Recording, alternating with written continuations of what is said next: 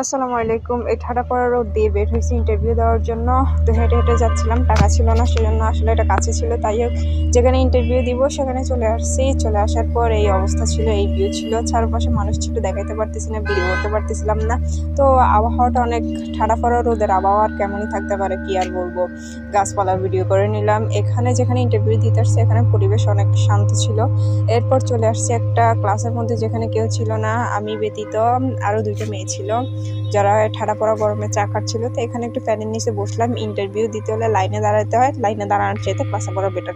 আবার বাইরে চলে আসলাম। বাইরে চলে আসার পর দেখলাম কত নাম্বার সিরিয়াল আমার আসছে কিনা। এরপর আমার সিরিয়াল এখনো আসেনি, দেরি হয়েছিল, সেজন্য আবার ভিতরে চলে গেলাম।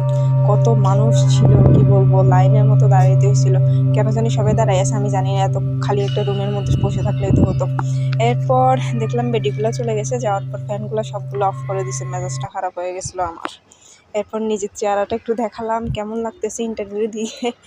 এরপর চলে গেলাম আবার ইন্টারভিউ চেকিং করতে।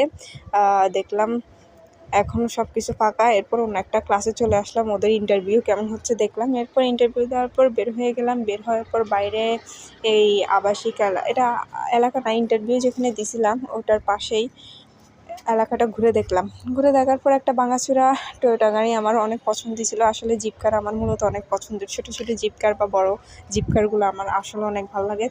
এরপর দেখলাম পিছনে মাঠ আছে, খালি মাঠ, সবাই ব্যস্ত, কেউ নেই, সবাই আসলে ইন্টারভিউ দিতে ব্যস্ত, সেই জন্য পরিবেশটা তো শান্ত, বাইরের পরিবেশটা অনেক নিরিবিলি।